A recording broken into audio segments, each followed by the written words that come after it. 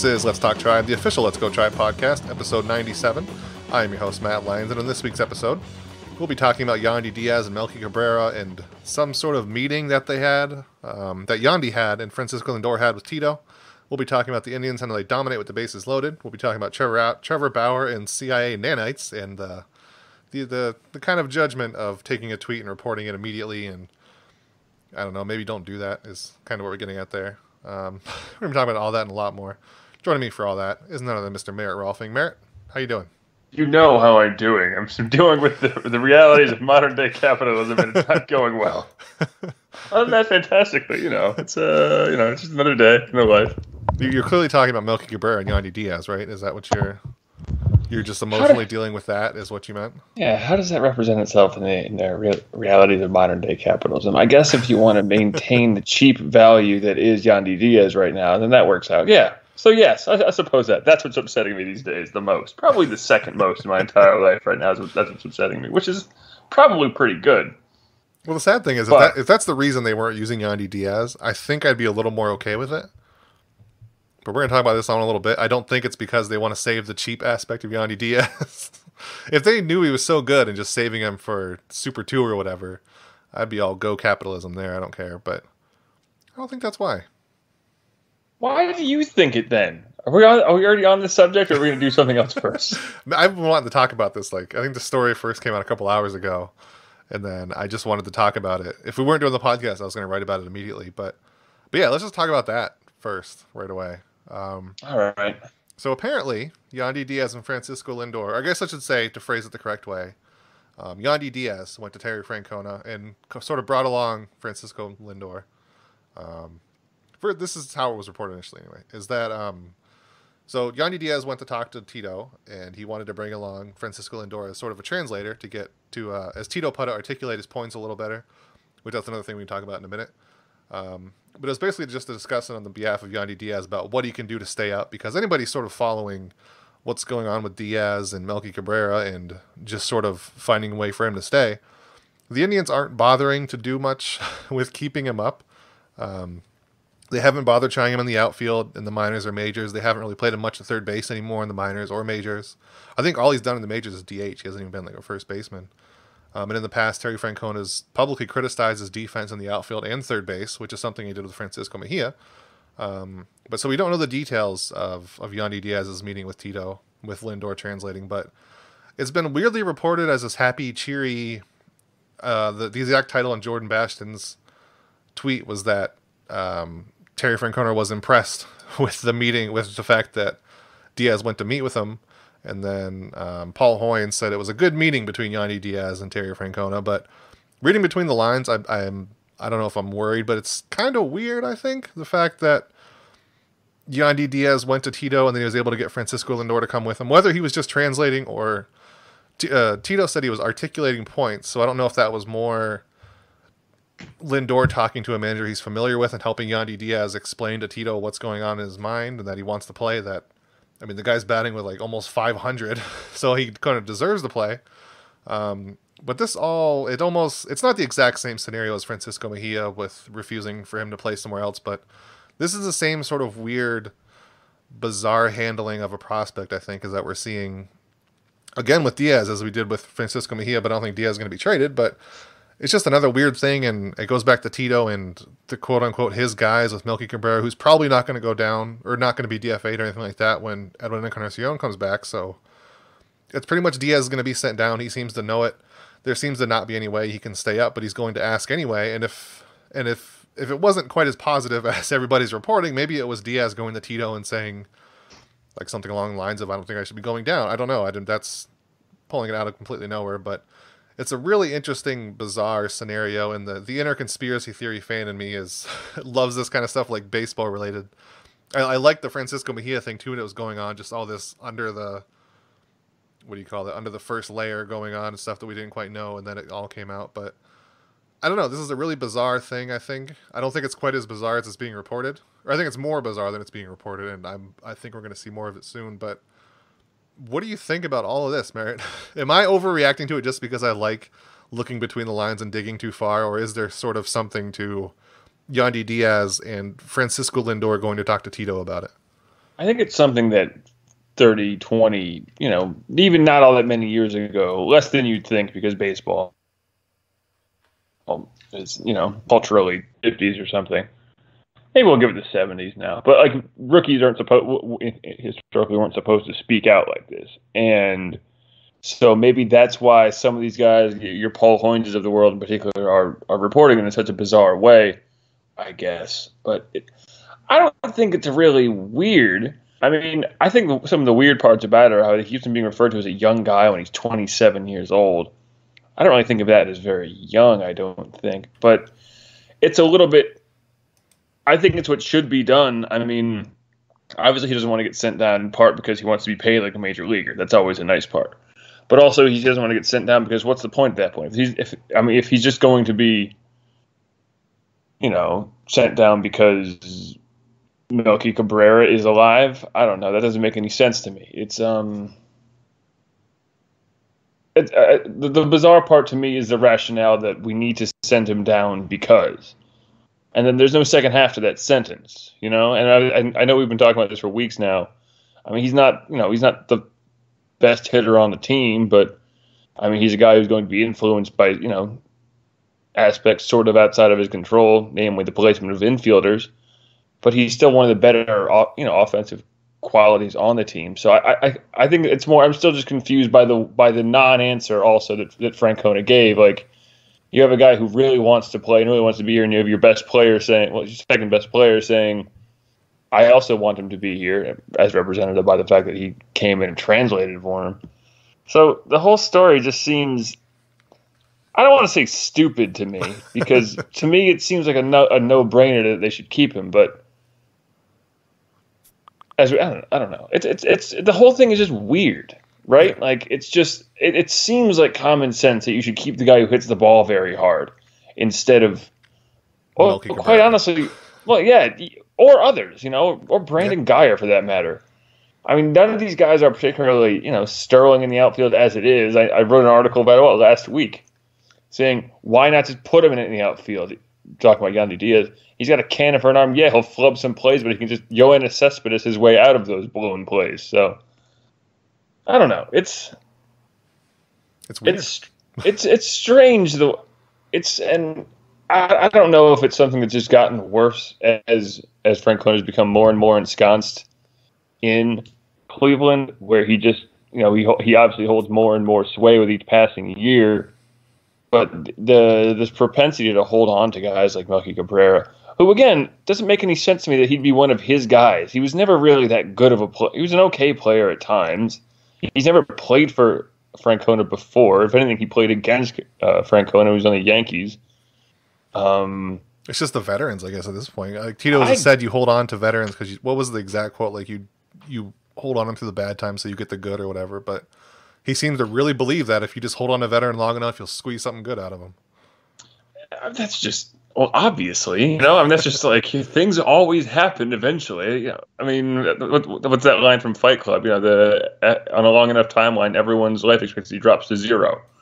Like, everyone eventually is going to do something good by accident. Even the worst, even Michael Bourne was hitting 3 home runs a year when he was at his absolute worst. The only person who doesn't hit home runs is Ben Revere at this point. Is he even still in baseball? I don't even know. I don't think so. I'm sure he's kicking around. So I'm probably still on the Angels. I think it all pretty much boils down to Tito way too into recency bias, right? Like he or maybe it's not a recency. Is there like a bias towards only seeing the good parts? Because he only sees the good. It definitely is. He's just a nice man, I guess. He only sees the nice things about these veterans. But what about the nice things about Yandy Diaz? Exactly. The missiles, Matthew. I don't know how many missiles he wants them to hit before it's good. And I guess we should sort of say, I kind of implied it too, that it wasn't necessarily like Lindor charging in there with Diaz. It was just going flat on the reporting. It was that Diaz asked him to translate for him, whatever that can mean. Yeah. And then Tito said he was articulating points. That's the part I think takes it a little further for me, is that Diaz knew that Frankie would help him articulate things.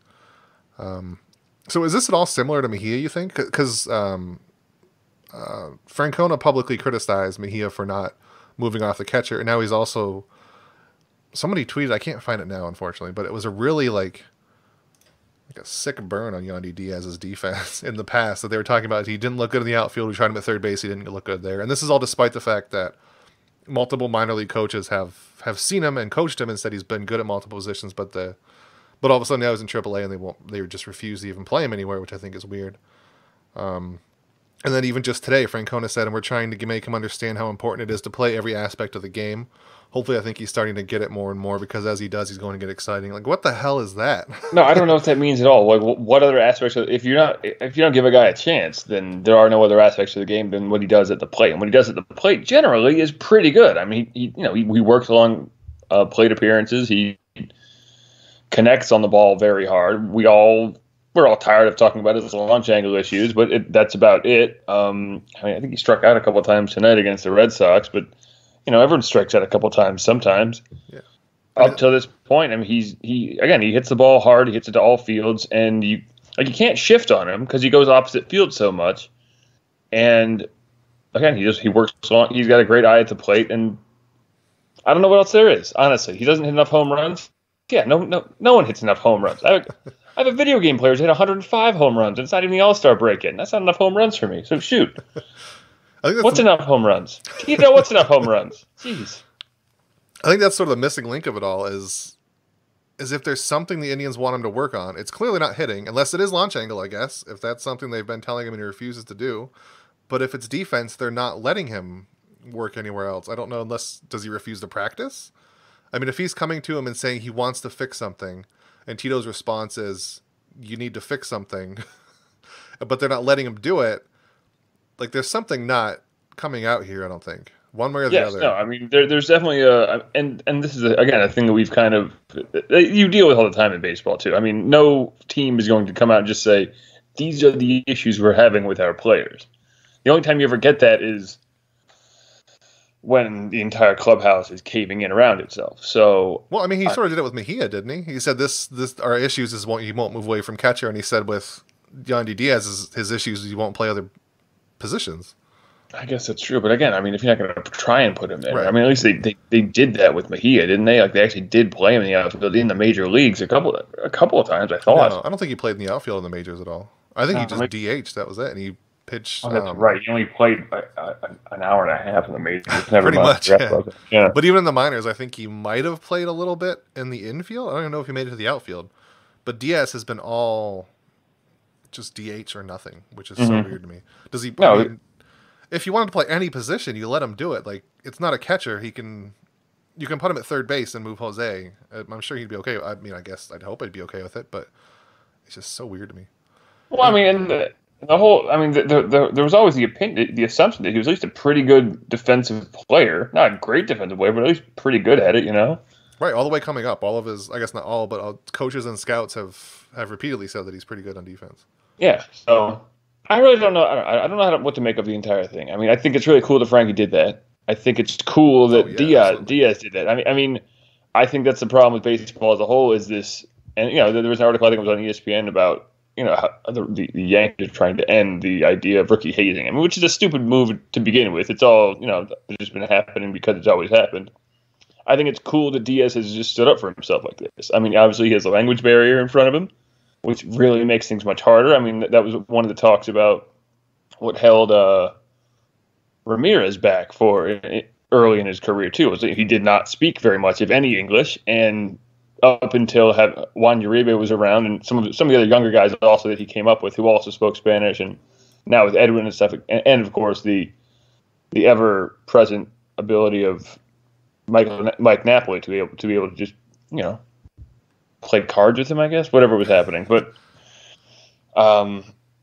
being able to push through, it's a very brave move, I think, of Diaz. I don't want to put too much credit on his. I mean, bravery comes in all shapes and sizes, but it's cool because if nothing else, he's standing up for himself and saying, "I deserve to be here." Because you look at the numbers, what the hell else is he going to do in the minors? Nothing. I mean, unless if he's not going to work on his bat path there. Might as well just ride the BABIP wave with him when he's in the majors, and some days he'll go 5 for 5 with 2 doubles, and some days he'll go 0 for 4 with 3 ground ball double plays. Yeah, so, I think the only undisputed thing to come out of this is the fact that Francisco Lindor is amazing. Like, Yes. No, and Justin at JL Baseball on Twitter, Justin, who is a good friend on Twitter. I don't know for sure, but he said Lindor routinely translated for Jose in Lake County in 2012. So if that's true, this isn't a new thing for Lindor, translating for potential star players. So Francisco Lindor is amazing. Like, maybe he didn't agree with Yandy Diaz, maybe he did, but the fact that he's willing to do it, I think, says a lot. And Tito did say that, at least. Maybe that was the most honest thing he said, is that it meant a lot to him that Francisco Lindor was willing to do it. Mm-hmm.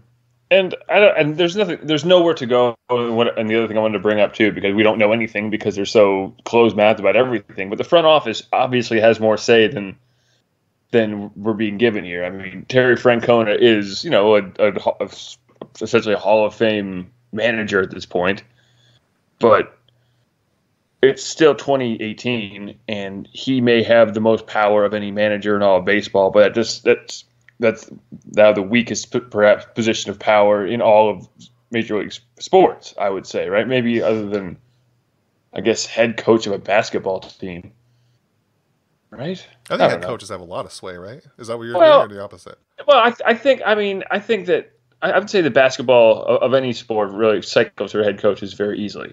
I can think of one Cleveland team that I believe had 2 different head coaches in one season and then went to the finals anyway.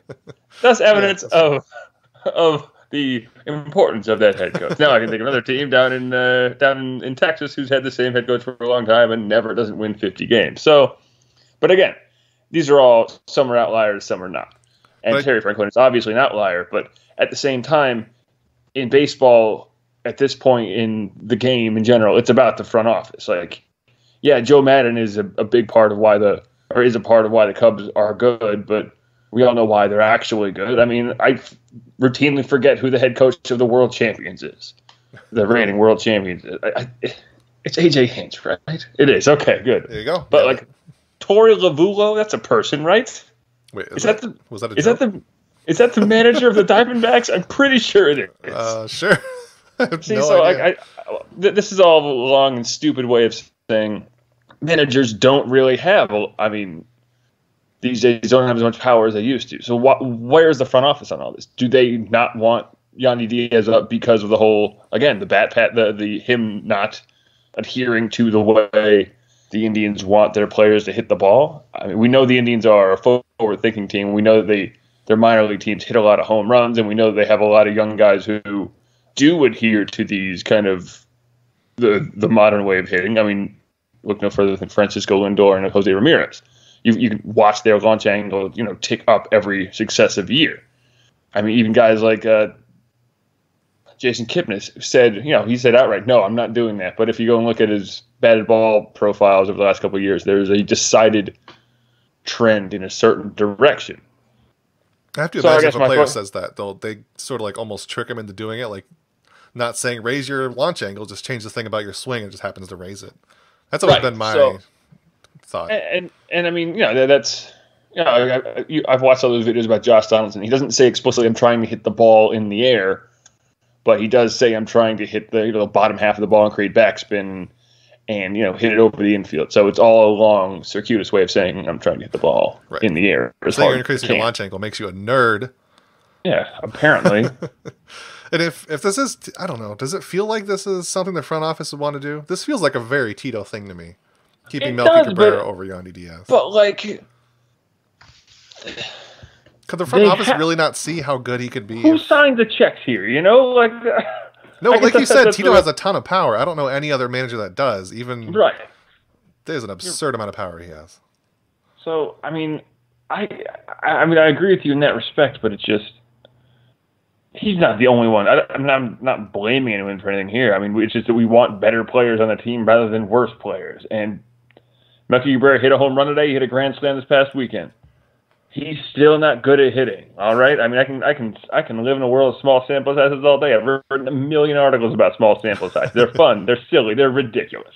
There's a reason why everyone loved Tyler Naquin for 3.5 months.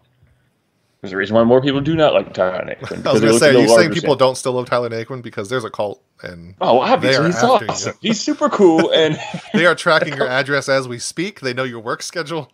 They are going to find you. That's all right. I don't know. It's all a weird situation, and I don't. Just in general, I don't think that as much power as Francona has, I don't think the front office gets enough, I guess, guff, for lack of a better word to come to my head, for doing things like keeping Melky Cabrera around. I know that they deal in a very restrictive, financial environment, but I mean, what would be surely the financial advantage of Melky over Yandy right now? Because it can't be getting another year of him, right? No, I literally, when I see Melky Cabrera playing, I see no bonus over Yandy Diaz. No matter what, defense, base running, hitting, plate discipline, it blows my mind, and I can't get over it. And that's why the entire blog is turning into a Yandy Diaz only blog. That's all we've been writing up for the last week.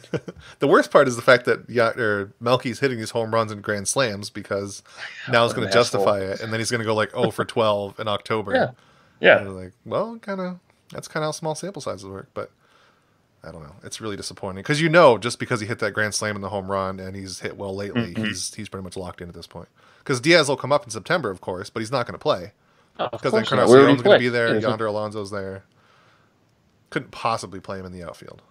No, I mean, it's impossible. He's an infielder that doesn't play the infield. So, I mean, it's not like the Indians have ever played players out of position before in big games. So, no, never.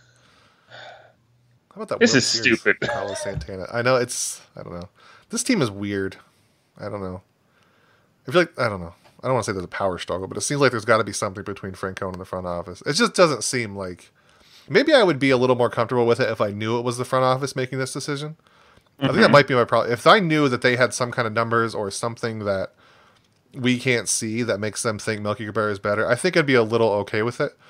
But I just have such this feeling that it's just Terry Francona saying he's a veteran and he hit well lately that I want him. I guess that's my. And that's just. I don't know. I mean, there comes a point where, like I was saying before about Diaz, speaking up, which rookies never used to do, but there comes a point where we got to get out of the 1950s with this goddamn team. Right. There's I mean, remember although we were going to say in the 1950s, he hits ground balls all the time. So, I mean, that's what everyone did back then. He never strikes out. He's Joe DiMaggio, is what I'm saying to you. Could you imagine Yandy Diaz's biceps in the 1950s? Yeah, they'd be all meat and chicken fat. Anyway, that's a really interesting thing going on there. It's also frustrating. Remember when Yandy Watch was just a fun little, haha, Yandy's coming up. We want Yandy now. And now it's like an all-out war zone because... And now we're just mad because it's not doing it. Now we're all mad and bitter. And what happened to this the is how it joy? always turns, Oh, man. I can't remember like a player wanting him to come up this bad. It's just not happening when he's playing so well. Because Francisco Lindor, like most of the Indians players, they came up, they were pretty good in the minors, and they exploded in the majors, like Jose and Francisco. And I remember I really wanted Bradley Zimmer, my favorite player. Really bad. I remember one of the posts I wrote was just called "Fuck it, play Bradley Zimmer," and then like a week later they did, and I was really happy about that. And you're like, I changed the world. I'm sure it was. I know it was just coincidence, but that was fun. Have the Indians won yet? No, last I saw it was a home run. Thanks for dating our podcast, though, Merritt. The game's clearly already over. Don't worry about when this recording this, everybody. It's fine. We don't know about the game. You're making me miss one of the 4 interesting games that's going to happen in like a month and a half. I know. That's the best part to all this. And when we started, they were tied, and Michael Brantley just hit a home run. So let's talk about Leonis Martin, since that's a green... What is that called? I wanted to see Adam Simber pitch against the goddamn Red Sox. Why do I do this stupid podcast? Well, at least it's not Neil Ramirez. I know he went. Anyway, Leonis Martin. He was in the hospital. I don't think that was in the podcast because last time it was recorded 2 weeks ago. This entire saga has happened between podcasts. A man almost died and came back between our podcasts, but it was really serious with Martin. It was, at first, I think Tito just called it intestinal... What was it? It was really weird. Turmoil. Yeah, that's what it was. Yeah, turmoil. Which is a really weird name. But I'm sure at that point they didn't know what it was. But gut problems. Yeah, then he was in the hospital, and it was just basically an infection got in, released a bunch of toxins, and his organs just... there was multiple organ failure. He was like on the verge of dying, and... That's so fucked up. I know. That's really scary stuff. And then he's apparently... There's obviously no timetable for returning to baseball, but he's out of the hospital now. He's reportedly home. He released a statement on Twitter saying, "I'd like to thank everybody for their well wishes while I was hospitalized. I'm glad to be feeling better, and I'm looking forward to rehab." Holy cow! I mean, obviously the baseball stuff does not matter when you're about to die, but that's he's a really not scary dying situation. now. So what do you think? Late September? No, I don't know. That's got to be a long time to come back from, right? Oh, damn. No, I don't know. I mean, you figure he probably lost 20 pounds. I don't know. How much weight do you lose when you have gut problems like that? Well, that's more than gut problems. That's all of your organs failing. Well, that's all your organs are in your guts. So, oh, come on, man. Yeah. I think gut. I just think stomach. Right? Is that wrong? Is that I don't know. Your gut? I think when you gut somebody, it's a more general stomach area. There's other things around there, kidneys It's not and about when you gut somebody. spleens and stuff. You know, wait, what was I saying? You're out there just gutting someone. You know. But anyway, glad Leonis Martinez got him back. Yeah, that's very nice. We're all very happy yes. that he's not going to die. It was really weird and sudden, too. Yeah, and they said it wasn't like anything that can spread, so they weren't worried about that. They obviously didn't say how he got the infection. They might not even know. It might just be. Yeah, what was it? I don't know. I mean, having kids, I can tell you, bacterial infections come out of freaking nowhere, and then they're just there. I believe you. I don't have kids. They can just come from nowhere, and that just sounds like a super bad one, which is scary. So I have a cat with brainworms, so that's all I got. She's fine. Don't worry. And a slightly less, let's call it, immediate or scary situation was Trevor Bauer. I guess this is scary, the fact that he hit on the shin with a baseball and cracked his ankle or whatever he did. But he's out reportedly 4 to 6 weeks. Again, that was another thing that happened between the last podcast and now. A lot happened in the last 2 weeks, Merritt. Mm-hmm. But that happened. So Trevor Bauer's out 4 to 6 weeks. And Michael Ballman, I'm not sure if you saw this or not, but it was a great little thing that happened a couple of days ago. He jokingly tweeted, "Trevor Bauer has said that the doctor's timeline for his return is based on outdated mainstream medicine, and he's begun a course of blood transfusions and colloidal silver to rid his body of CIA nanites. He anticipates missing 2 starts, 3 tops." I mean, that's a really straight-faced tweet. But he said the words CIA nanites and colloidal silver. So that might be a hint that it's not real. MLB Network did not pick up on that, and they reported it on Quick Pitch. The host just read it flat. There was no, this could be a joke. Who knows? She read it as Trevor Bauer actually said this. I think maybe what they were going for was they thought Trevor Bauer said it as a joke. Because I can't imagine multiple people on MLB Network reading this tweet and then saying, "Yeah, go for it. Read it on air." What I think happened is they thought he was joking, but he didn't say it. See, and that's the thing about just baseball writers in general is there's 2 types of baseball writers. There's the one who takes it so seriously that they're going to poop themselves at all times if anyone, I don't know, flips a bat or wears high socks or doesn't wear high socks or something. You know, the stupid people. Or there's the ones who just are very irreverent about everything and just don't. The younger people who just will do things. Michael Baum's a fine writer. He writes for The Ringer. People.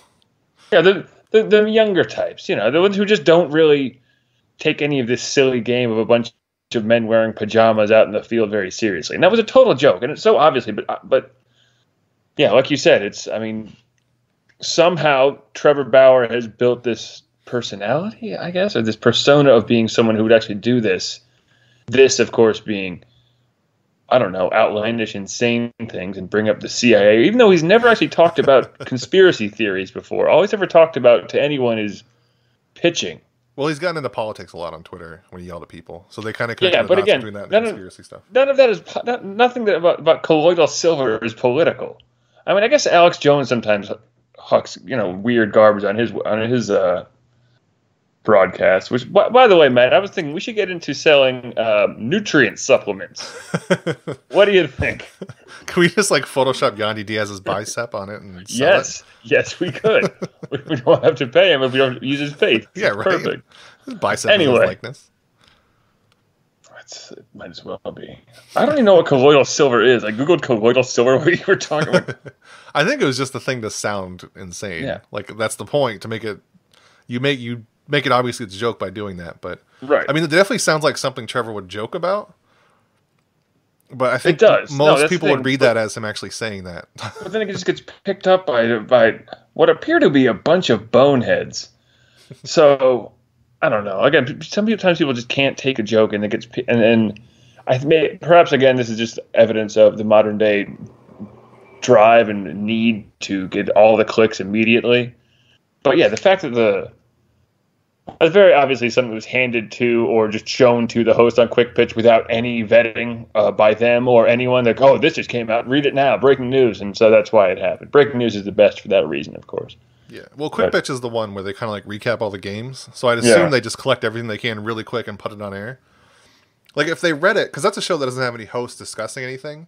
It's just one host recapping games and reading things. So if they put it on like MLB Central, I think would have dealt with it right because I like them a lot.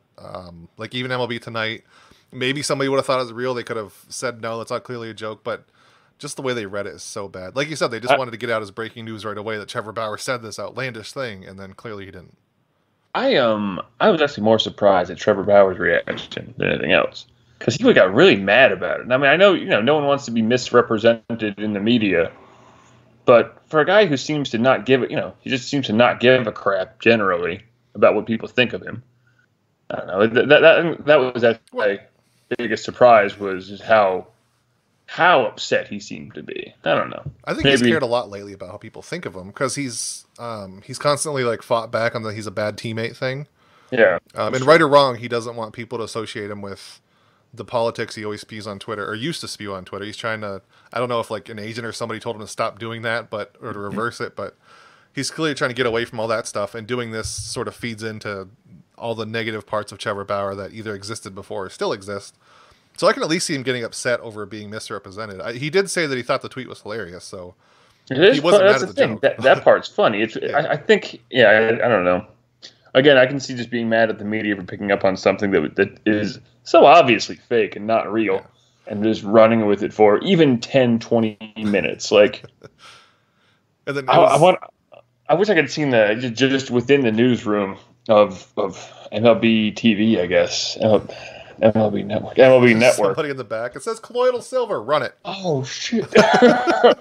So wait a minute. This is fake.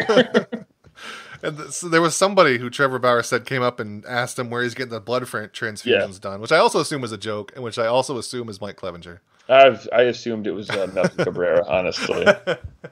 He's like, I got my own guy for that. Slip a little something else in there. You need a transfusion guy? I know a guy or two. Get out of here. No. So the even better aspect of this story, maybe worse, I'm not sure, is that Bauer, his teammate, whoever it was, came up to him and said they saw it on ESPN. So Trevor rallied against ESPN, never mentioned MLB Network. He he tagged ESPN. He was yelling at him. He demanded an apology. And then today he had a video response where he said it wasn't actually ESPN who did it. It was only MLB Network. So he had to retweet that he responded that all he was trying to do was stop the spread of misinformation, and he spread his own misinformation. So good for Trevor Bauer for doing a video in front of a weird blue wall. I saw it. I didn't actually watch the video. I just saw a clip of it. I was like, what the hell's going on here? Yeah, because that was him apologizing for calling out ESPN. Because somebody must have got a hold of him. He said they scraped their recent broadcasts and they never even mentioned it. I think he said somebody said they saw it on a crawler or something, so at the bottom, but they said they never mentioned it. So Trevor inadvertently just saw something, didn't verify it, and started yelling about it, which sounds very familiar. Kind of like what MLB Network did with his tweet. So that was kind of a bad taste. It's not like ESPN hasn't earned the reputation it has at times with. Although I guess that's because they kept on pushing Skip Bayless on us for a decade. So it's real news. I mean, I miss him. What really sucks is that Skip Bayless is awful, but Shannon Sharp is so great on that show. But I don't want to watch a second of it. But I can watch compilations really of him going, Skip. Is the fact that they separate. I hate that they separated Stephen A. Smith and Skip Bayless into two shows. That's poisoning the airwaves twice, but also getting those two away from each other. Because I still think that was gold, man. I love that show sometimes. I get so mad at it. I'm so amazed how mad I get at that show. Like, I don't care about any of this. But, but I'm just mad. Damn, Skip, you are good at making me mad. I mean, you kept tuning in, didn't you? That's what they did. I sure did. LeBron James. Oh man, we're doing this again, huh? Skip. What was it? What is it? Year 9? He is not clutch. Oh, all right. Still, all right. And the best part is that Skip Bayless does his own face. He used to do like Facebook Live videos. It's just him in a Cowboys hat in his house at a weird camera angle talking to it. Oh, that's awesome. It's the best / worst. Some kind of weird, insane Monday morning podcast. I love it. Speaking of, well, not speaking of that, but sort of like football related. Have you been watching that Hard Knocks thing at all? No, I don't watch football. Oh No, I man. don't. I just don't have HBO, and I don't care Oh. about the Browns. So no, not at all. This Not isn't what even I'm a going little for, bit. but it's made me care about the Browns, which sucks, and I hate it. That's too bad, But man. I'm sorry. Be a Raiders fan like me. It's way oh better. no. Well, I was a Chargers fan growing up, so I would have hated Oh, too. oh, you're a garbage boy. Okay, I see how it is. Listen, the second LT left, I was out, so maybe I wasn't a hardcore Chargers fan. But what I'm getting at is, I think baseball needs one of There are those. no hardcore Chargers fans. It's all right. There are no Chargers fans, so you're fine. There were LT fans, there were Drew Brees fans, and then Drew Brees dove for a ball and blew up his elbow, and then nobody cared anymore. And nobody likes Philip Rivers, so No, I still love Philip. That guy's a weirdo. whatever. He's a freak. I just want to see him in his home. Does he always like yell at home? That's what I want to know. Is he just in He a probably constant hates state his of yelling? kids. His 19 kids. He just cannot not be intense. That's why I love him. What was I getting at? Really nice. Oh, the Hard Knocks. Baseball needs that. We've talked about how marketing sucks from MLB in the past. Like they need their own. Every sport needs their own NFL films. First of all, they need Steve Sable or whatever with his voice, Yeah. but baseball needs something like that. I think they don't need all those like hip. Oh, you're edgy thinking of John garbage. Facenda, the voice of God. That's who you're talking Oh, is about. it? Okay, who's Steve He's Sable? dead. He's the one who hosted something. Yeah, his dad, Ed Sable, created NFL Oh, okay. films. Yeah, and Steve Sable hosted something on the hosted Fun some things with them. Yeah. Yes. But that's what they need. They did like a consistent thing that like goes over weeks. And the Indians, no, who did it? That was the Devils. Never mind, I was way off. But the Indians need to have like every team needs to have something about. No, there needs to be a humanization of There the you player. go. You know what I mean? Yeah. I mean, we need to see more of them, but not like I watched this. I watched this documentary a long time ago. I don't even remember what it was about, but the way the guy did it was he just got his subjects and he just pointed the camera at them, and then just like he'd ask them a question and they'd answer it, and then he just wouldn't say anything, and then they just kind of keep on talking after a minute. What? And like, well, it was really good because it just over time they just kind of opened up. Like they were no longer. They just kind of started talking about it. I don't know what was that. What was that about? It was a damn it. It was a very interesting way to watch a documentary. And my point being, I don't want to watch another Hard Knocks because at this point in my life I'm tired of sports cliches. So I'd like to get a little bit more. Like I don't want more shots of guys driving around in their SUV, which seems to be a classic camera angle for any sporting event. If you don't ever watch Last Chance U, you get a whole lot of the coach driving around in his car and talking about weird gibberish. So I don't know. I agree with you though. There needs to be something to show more of what. Because unlike the fun thing about Hard Knocks is that it's the 4 or 5 weeks or whatever it is where football is concentrated into training camp. Mm-hmm. But baseball just is that for 6 months. These guys are just together for 6 months, and it's almost like the season is too long to really encapsulate that properly. Because it would need to be like, it needs to be a weekly season. Honestly, I'd want to see the whole season. I'd want to see the whole season with a bad team or a team that was supposed to be good but collapsed or something, and just get unlimited access somehow. I think that would be amazing. Just have that be. Now that would actually be a lot of fun, I think, to do a Hard Knocks level of presence, but not like have basically the only place that is barred from cameras the shower, and just see the entire season and just see how it breaks out and see how it caves in, how it goes. What someone did something like that, I think, with a minor league team a while back. Some of my favorite books are like minor league players who didn't quite make it, and they get in like describing all the nitty gritty of minor league stuff. So that'd be cool. See, and I think even that would be even way more fun. Would be if it wasn't a major league team, if it wasn't a minor league team. You know what I mean? Like just to see, what it actually takes to become a major league player. But no, I think a Hard Knocks with not even like a big team. Like I want to see a Hard Knocks of the Yankees, the Red Sox. I want to see a Hard Knocks of like the Rays. The Padres. That'd be an interesting team because there was some level of hope and it just utterly fell apart. And just to see what the front office goes through and like talking to the owner and how they feel about things. And yeah, that's one of the coolest things, seeing when the news happened a week ago, whatever, and then seeing on Hard Knocks what it was like behind the scenes. Like you learn so much about how things work. Right. I think that'd be very neat. Their teams, there's things that they can't show. There's very little they haven't showed in Hard Knocks, I'd assume. Some dumbass team accidentally showed their draft board one time. Oh yeah, no, that was. I remember what you're talking about. Other teams show their Wi-Fi password and shit in the background. Yeah, that's always funny. It's always funny when that shows up on Twitter. Hey, if you're, it's just a shot of the Mets locker room and it just says Wi-Fi password. People are hopping on there. Yeah, and even outside of the Hard Knock stuff, I think it'd be cool to have. There's no other than sort of in the World Series dramatic documentary of games. The NFL always has those slow motion NFL films things where there's the gridiron and dudes hitting each other and whatever. Well, and that's I've read a lot about that. Well, the problem with baseball is it's not quite as beautifully balletic as slow-mo football is. The spinning football is the classic image, of NFL films. Just seeing it flow through the air just ever so slowly. Baseball, for all its boringness and problems and whatnot, it's pretty at its best, I guess. And baseball is too, of course.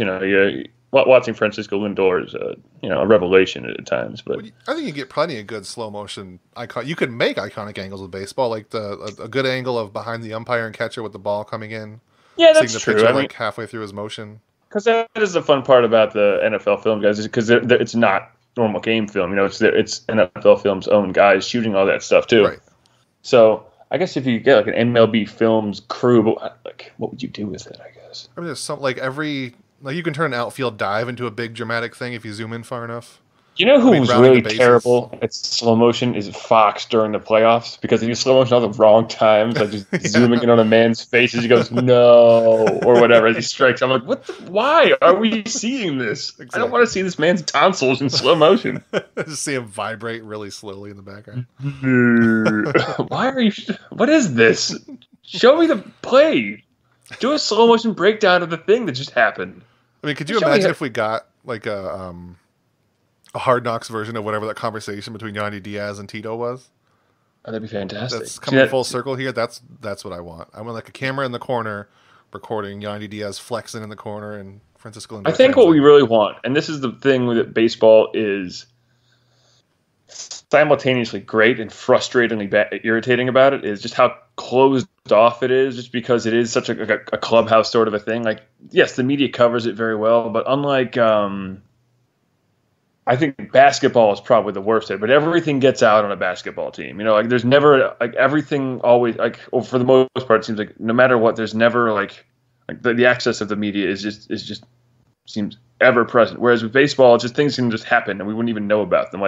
We've got all this secondhand information about this conversation between Diaz and Franco, and we're not going to hear anything else about it from a third person. You know what I mean? So. Yeah. I don't know. I think it would be neat to actually be able to see that because almost every other sport does have seemingly. I don't know if it's the baseball writers have some sort of weird gentleman's code to not report on things, which I know back in the old days they did. I don't know if it's still true. If it is, it's kind of lame. But even if it's not intentional, I think you can't get too down and gritty with the team you're going to be around so much. Which is stupid, and I hate access journalism. But whatever. Yeah. That goes back to when Paul Hoynes said his thing last year in 2016 about Carlos Carrasco. Yeah. For any other blogger, that's just a weird, completely wrong, but it's a criticism you just say. But for him, he had to go and then face the players every day, calling him out for it. So. But you know what? I mean, and that was a really stupid claim to make. But I think I've always thought that if you're a reporter doesn't he can be borderline antagonistic and still cover the team as a beat reporter. You might have a bit of a harder time, but as long as you play things straight up and aren't doing dumb things like that, writing that article, you can definitely write an article like that without being quite so, I don't know, doom and gloom about the whole thing. But there's definitely a role that isn't just access journalism, basically, that can be a sort of pseudo-investigative journalism within the game while also allowing for access, I guess. Because guys want to talk. People still want the media. It's easier to get. You don't need the media anymore as much, but having a filter of the media is helpful at times. Yeah, and I think places like Cleveland.com, they have specifically columnists, right, who aren't the excess journalists. Yes. That's one reason I think The Athletic does so good now, is they've been able to grab a bunch of really talented, not even bloggers, but journalists who weren't at these big newspapers, so they can still get access now, and they can also like they do column. Like Zach Mizell, he includes so many quotes in his articles, and he gets critical of the Indians occasionally and specific players, but he's just so good and so honest about what he's saying that it doesn't seem to like get blown back at him or anything. So I don't know. I think Paul Hoynes, the line that he crossed is he's clearly supposed to be just a reporter, but he always just like tosses absent-minded opinions in there. He did it earlier with the Trevor Bauer injury. There was nothing based on it, but in a post that was otherwise completely factual based on quotes, he said Trevor Bauer's season and the postseason are in jeopardy with like no context, no quotes, and then Craig Calcaterra picked it up and then he included in his title that Trevor Bauer's season might be done. It was all just based on a throwaway quote from Paul Hoynes because, I mean, he's supposed to be just straight a reporter, not a columnist, and he kind of drifts. Well, and again, that point of his Bauer's season being, it's not wrong. I mean, it's not wrong. Yeah. It's an injury that will definitely restrict his ability to, he's not going to win a Cy Young this year now, and he may not be as effective when he comes back, but it's definitely a little bit irresponsible because he is going to get picked. It's a little bit irresponsible to people who are quoting him too. I mean, we've all done that before, just taking a quote out of context because it serves our purposes. Yeah. I'm not saying I've done that, but we as a people have done that before. We, as in Merritt Rolfing, have done that before. I have never once parsed stats to serve a purpose in an article. Not once. I confound you to find a time that I've ever done that. Did you? Oh, I don't know where I'm going with that. What was I thinking of? Oh, there was that one completely off topic, but that one IGN journalist who plagiarized a bunch of stuff. And then he said, he plagiarized one thing that got out publicly, and then he said, go try to find more. I bet you won't. And then, like, cue the Always Sunny music, and then people found dozens of other things. So I was going to find all kinds of you cherry-picking stats. I mean, everybody does it, because... I would never plagiarize. The gang plagiarizes everybody. There you go. That's what it is. It's like, I don't know how you can write and not sort of cherry pick stats. You kind of have to, like. We get bored. Yeah. This season's been so goddamn boring, and we just missed most of the most exciting game of the year for this. And especially in season, like you can report on streaks and say that they're happening, and I think that's fine. I don't get like emotion police or small sample size police. People can overreact to things as part of sports. I mean, listen, if we can't write about small sample size, then there's just no baseball writing for the first month of the season. In fact, we all just take off until May 10th or something like that. I think is when people agree things start. Some inside baseball for baseball blogging is the first couple months are miserable trying to write about anything, and people are saying, "Oh, it's just small samples." I'm aware it's small sample size. There's nothing else going on. You know what's really saved baseball writing? GIFs. That's what saved baseball writing. The ability to create a whole bunch of GIFs and go, this was really cool, though, right? Yeah. I mean, if you go look back at my early season stuff, first, it's because before my computer broke, so I could still make them. But also, I just did them because, look at that home run. It was cool, man, right? It's more than just saying he hit this home run today. How about that? Yeah, look at it. He hit this home run specifically. Yandy Diaz is now hitting 371. Uh-oh. Oh, cut him. DFA. Honeymoon over. He's not coming back because of that, and Melky Cabrera's hitting so good lately, so clearly he's good. So stupid. Baseball is a dumb sport, and I hate it. No, I love it. I can't even say that. On that note, I think we're going to end today's show. Like my cat, I love it, but it irritates me. I like it, but it jumps on my microphone occasionally in the middle of a podcast. Every now and again, it just makes a bunch of noise and it causes me problems. Anything fun coming up for you the next week, Merritt, besides wondering what's going on with Yandy Diaz? No. No. Going to Ireland in like a month, but other than that, no. Nothing. Save that for a couple weeks. You just ruined it. Now you can't talk about Ireland. Right. Well, I can talk about it next week. Unless I'm going to go to Ireland. Sorry with all your fancy cat money. What cat money? I don't know. I'm rich on cat money, baby. How can the Indians trade for Andrew Benintendi? I like him. He seems like a pretty good player. Yeah, there's your next post. The Indians need to trade for Andrew Benintendi. 1-for-1 swap with Michael Brantley. He's hitting better than him anyway, so there you go. Melky Cabrera, he's a switch hitter. It's true, switch hitter, and he's 2 for 3 tonight. Benintendi's only 1 for 4. Checkmate. All right, Merritt. Everybody else, talk to you next week.